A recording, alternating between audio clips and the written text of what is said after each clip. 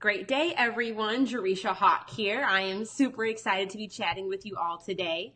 So if you're new to me or haven't been around for a while, my name is Jerisha Hawk. I specialize in helping individuals create and sell a signature service consistently online. So I'm super excited for you guys to be here. I'm testing out some new technology tonight. So as you all are popping on live, just pop in the comments and say hi or say hey, just to let me know that you're here and let me know that you guys can hear me and see me and all that good stuff. So today we're going to be talking about how to, if you're having a tough time attracting high-paying clients, like this is definitely a live stream you want to listen to. I did a poll in my Facebook group, Selling Signature Services, yesterday, just to see like what is the number one challenge that many of you are facing when it comes to, selling your signature service and doing it in a way where you're getting that consistent cash flow. And attracting clients was the top of the list of the main pain point and the main struggle for what people are experiencing. So that's what we're going to talk about today. So let's dive right on in. So you guys can see here that we're going to talk about what are the 3 things you must know to attract and convert leads into clients. And this is really the biggest thing that I see a lot of people struggling with. The main reason why they're never able to actually convert clients, mainly because they have a tough time attracting clients. And it normally boils down to one of these 3 things that they're having a tough time clearly communicating so they can draw in and attract that right client. It's something I call the POP method, okay? The POP, P-O-P, the POP method. And this is something I teach in my program Services That Sell, but I'm going to give you guys just a quick explanation of what that is. But these are the 3 things you must know in order to attract and convert leads into clients. The first one being is you need to know who the person is that you're trying to attract. And I know that you guys have probably heard a lot about ideal client profiles or ideal client personas. And I really want you to even think beyond that. The thing that I really disagree with when people are saying, well, you need to create your ideal client persona is many of us are creating too much of this vague description of what their ideal client is. And let me know if this sounds like you. Let me know, do you know who your ideal client is? Definitely just pop in the chat and share a little bit with us about who you think your ideal client is. But many people, when they say create an ideal client persona, they'll say, I help women who are ages 18 to 42. They have a median household income of $50,000. I want to help them be more empowered and live a life of more fulfillment. And that's how they'll describe their ideal client persona. And the reason where this goes wrong, like if you just stop your ideal client persona or really stop there when you start thinking about your ideal client, is I just mentioned about, half of the United States. If you talk about women 18 to 45 with a median household income of $50,000, that's the majority of the American female population in the United States. So really, who are you selling to? And many of us will maybe start to say, well, I want to sell to everybody. And that's really where you're shooting yourself in the foot, bang, bang, mainly because you can't be trying to sell to everybody. You need to get more clear and more specific with who your ideal client person is. And this is why I say something in the POP method, we call it saying pick one person. So instead of trying to think of this umbrella idea of who your ideal client is, I want you to think of one real human being that you either know personally or that you have been able to interact with online, who you think would be a good ideal client. So instead of me saying, even for my business, I help people create a signature service, you see, I've even gotten specific with who I help. I'm not just helping anybody who wants to build their business. I'm not helping e-commerce businesses. I'm not helping MLMs. I'm not helping course creators. I am helping individuals who sell services. So that's a niche in itself. So, and I'm creating even beyond just the niche of creating selling services. We're talking about creating a signature service, one that is helping people sell a service that is 4 figures or more. So $1,500 price tag or higher of a service. So you want to get very specific and think about one real human being that you either know or have engage with online, who you can start building your ideal client persona off of. Because when you think about just one real person, it makes it more tangible and more real for you to create a ideal client profile of that individual, who they are, understanding their needs, understanding their pain points, understanding their sense of urgency, and all those types of things. It gets a lot more specific. So the first thing you must know to attract your ideal client is not who your ideal client persona is, but I want you to pick one person. From there, you need to pick one problem. And I say these two things are the biggest struggle and pain point of why people have a very tough time attracting the right clients and especially converting them. Because if you don't know who you're trying to attract, you will attract everybody and their mama, or you'll end up attracting nobody. Which I know in the Facebook group, a lot of people are saying, I'm attracting people and they're coming, they're liking, they're commenting, but none of them are converting. And and we'll talk a little bit more about that, about the type of content you need to create to actually attract the right kind of clients, but we'll stay on topic for this. So first you want to pick one person, but then you want to pick one problem. And this is where a lot of individuals, again, have the struggle and the pain point with attracting the right people, is because you're trying to solve too many problems with the services that you sell.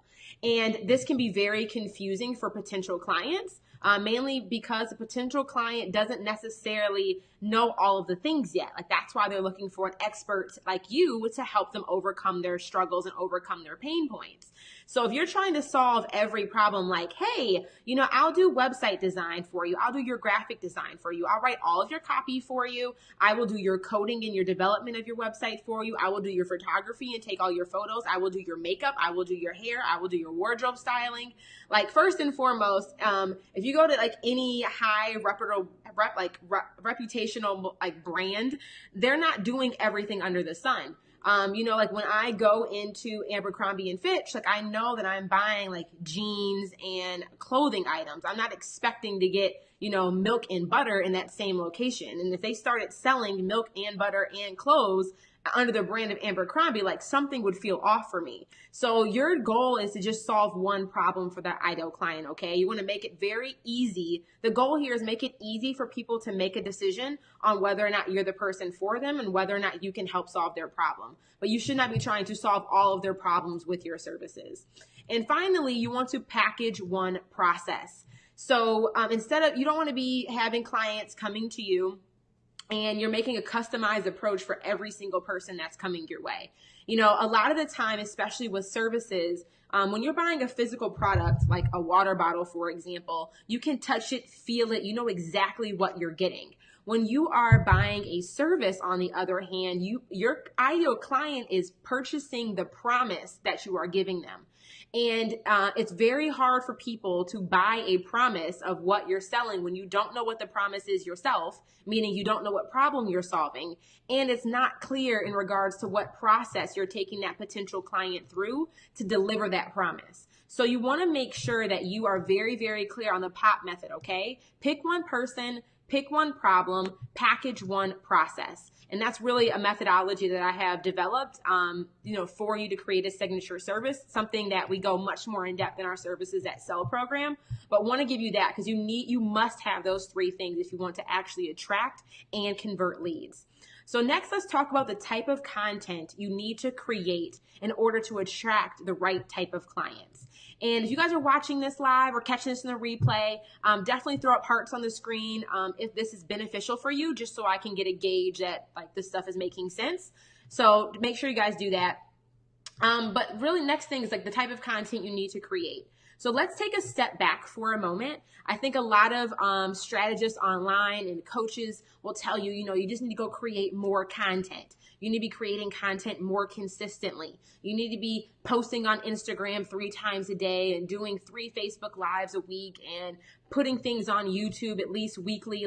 And I disagree with that approach, mainly because when you are experiencing an issue with being able to attract the right type of clients, doing more is not always the best answer. And this is why I really like to take a step back from a strategic perspective and look at what's going on, right? So when you're online and you're creating content, more traffic does not mean more sales. And it needs to be the right kind of traffic. So when you think about the content, let's say you're creating on this Facebook platform here, And there's so many different types of content that you're able to do on Facebook, which is why I really do love it. But when you think about just creating more content, many of us were like, okay, I need to go get in Canva, go make some more cute motivational quotes. I need to go to a photographer and get some more photos taken. I need to figure out some really bomb captions. I'm going to listen to some Cardi B songs and try to get some good lyric captions going so I can get get the stuff popping. And like you go in this overwhelm, but if you're creating the wrong kind of content in an abundance, you may be creating more content. You may even get more traffic, but that does not mean it's going to convert those individuals. Want to attract the right type of people, and it does not mean it's going to convert them.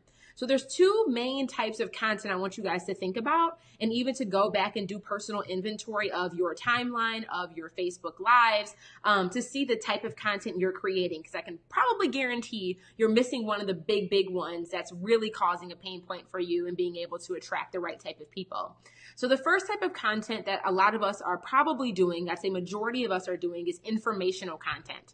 And what I mean by informational content, this is content that's a bit more generic. It has a lower level of efficiency. Like informational content and the resulting traffic of informational content is really precisely the type of traffic that is often produced by greater content marketing efforts. So a lot of coaches out there and strategists, which I do not agree with doing it in this way, is they'll tell you to go make more content. And then you go make more content, you're producing more content, but it's all like informational content. It's like, the motivational stuff, the empowering stuff. Like it is, it's just, I keep saying stuff because it's really probably just a bunch of just like feel good, like filler content that you feel like you need to be creating. And then when you think about it from the consumer perspective, if that's all the type of content they're consuming, they may love your quotes. They may love the stuff that you're sharing. They may be like, yes, girl, that caption or that quote was bomb. Like, okay, I'm all here for it. Share that, girl, #preach.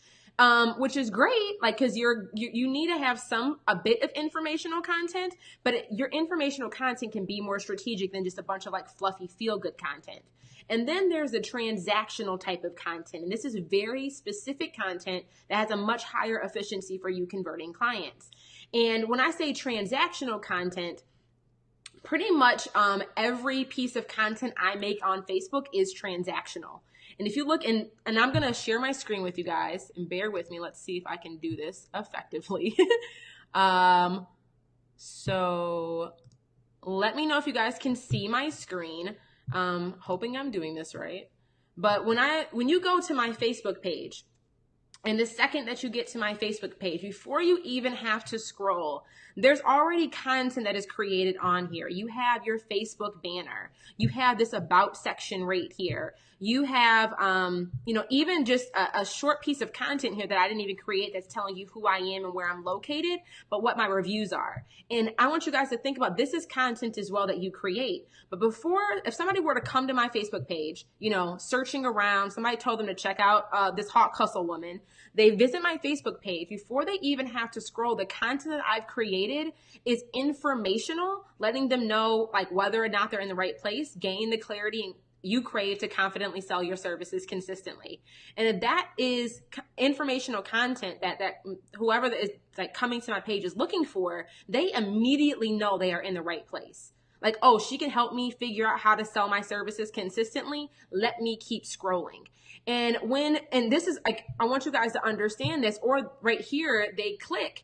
But even there's a transactional piece in here. It doesn't tell them to visit my website, but it makes it super simple for them to take that next step if they want to learn more about me. But even if they click this picture here, even in the banner about like the little caption section, there is transactional content already embedded in this. So they were able to get information to know whether or not my page was for them. And then from there, they have one call to action described in 2 different ways, letting them know what to do next. Join my free Facebook group. They can click here to join. And then there's a little bit more information for those fact finders out there who are like, okay, well, what kind of Facebook group is it? It tells them specifically for coaches, consultants, content creators who want to start and, sell their signature service. And again, another transactional opportunity, which is when I say transactional opportunity, the transaction doesn't always need to be money. The transaction can be you leading somebody to downloading your opt-in, and the transaction is them giving you their email address and you giving them the opt-in in exchange. Or the transaction here is for them to join my Facebook group and pop on over into selling signature services. But that's just like one piece of all of your content can have a transactional element to it.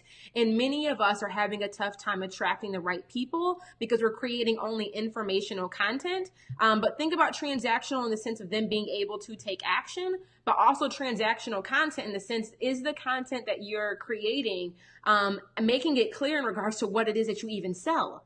And many of us, that's where the pain point is, or where we're missing the mark, is we are not creating content that adequately communicates what it is, like what transaction we want them to do, like what it is that we actually sell. And it's very apparent if you visit my page, everything we talk about is creating a signature service.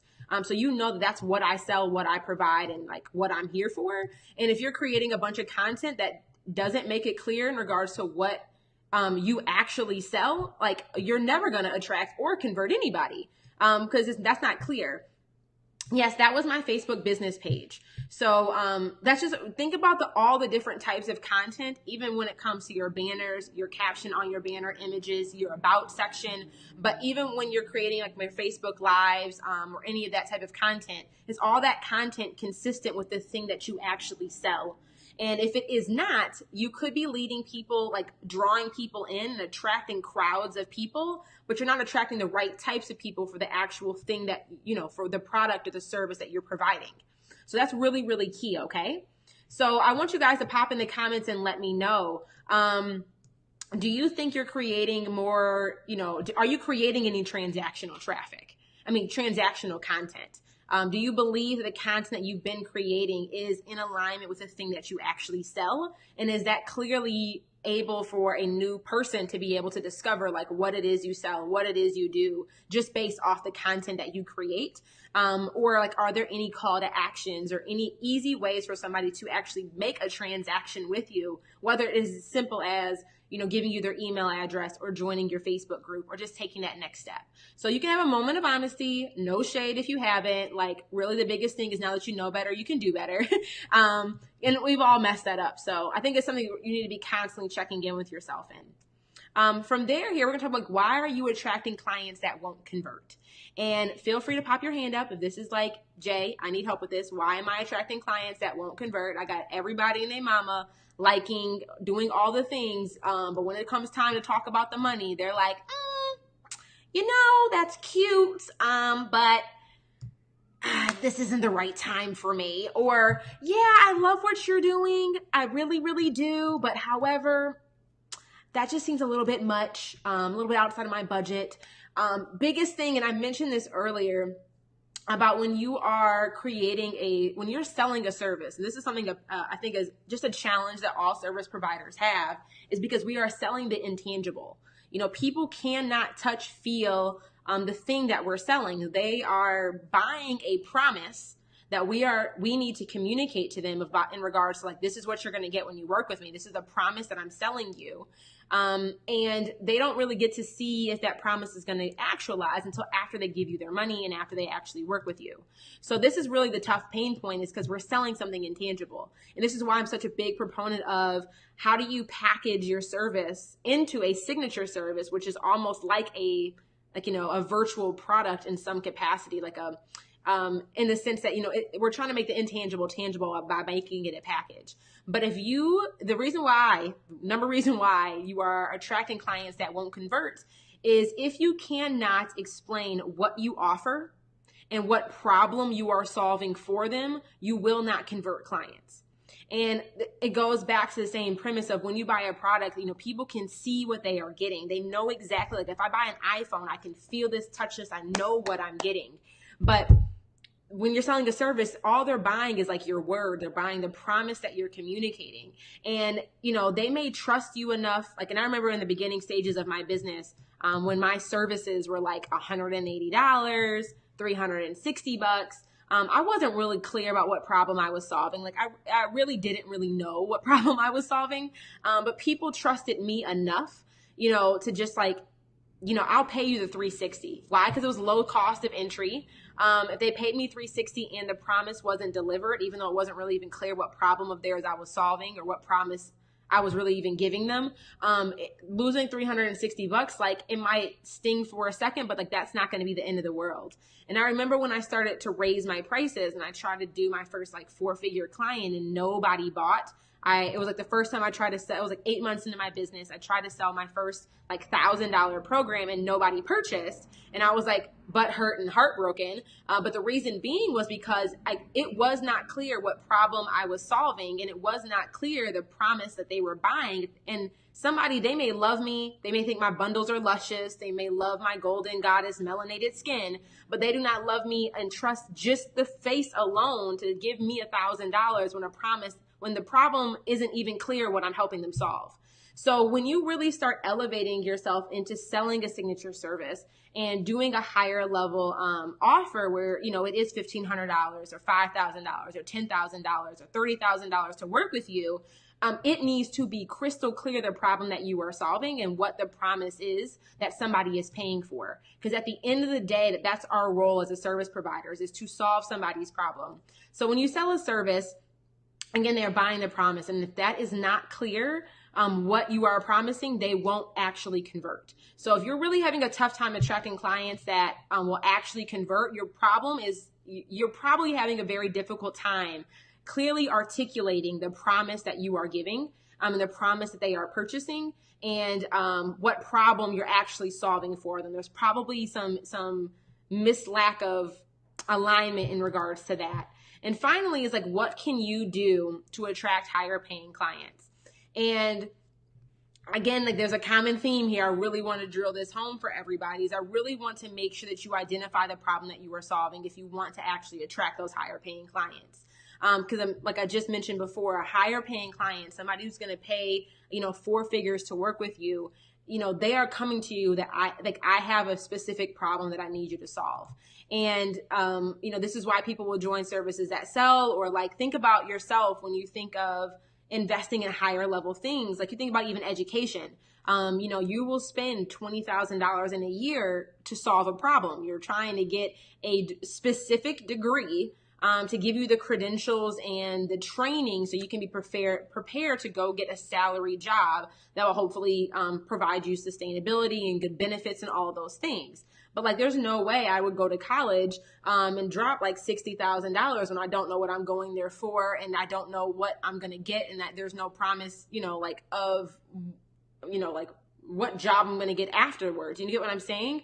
Like, and I get like, we can talk about education all day, and there's a million different ways you can go for that. But, I went to school for engineering, and pretty much I knew that if I got this engineering degree, if I spent the 4 or 5 years studying and dropped the 50 or 60 grand to get the education, that I would come out of school bare bones, at least making $60K a year. The promise was very clear. So you guys need to make sure that, while you're not attracting higher paying clients, the biggest issues you probably had not identified, you may know what problem it is that you're solving, but it may not be clear enough to the person that you're trying to attract. Or you may not even know who you're trying to attract, which is a whole nother issue. So you really want to get clear on the problem that you're actually solving and think about a real person that you can solve that problem for, so it can be more tangible for you to work from. And just really, again, you want to make sure that who you're thinking about, that it is a very specific individual. Because at the end of the day, you're trying to sell a service to a customer who needs and wants it. So I think that's another thing to think about here, is when you are creating a problem, and this is something we talk about in depth in my Services That Sell program, but something that you guys need to understand is we all have problems that we need to have solved. Like, we all have problems. There's a million things that are wrong with us as humans and that we need help with because we don't know it all. And that's like the beauty of the world. Like, that's why your expertise is needed. What's simple to you is somebody else's struggle. But you need to understand, like, are you solving a problem for the right type of person who even cares to pay to have that problem solved? So that's something, there needs to be alignment between those things. And that's why the POP method is so, so important. So if you guys want to continue the conversation, or want to just like stay connected with us, definitely visit, the bit.ly/Hawk Team and join our free Facebook group. It is specifically for individuals who are creating and selling services, who want to be creating and selling signature services. So it's a bunch of coaches, consultants, freelancers that are all in that space, really supporting each other on this journey of being able to create and sell a signature service. So hope this was helpful for you guys. If it was, feel free to share this on your timelines so your friends can join in and get the goodness too. But definitely make sure to click the link in the comments or click the link in the caption here and join our Facebook group. And I will see you guys on the next live stream. So thanks for joining, everyone.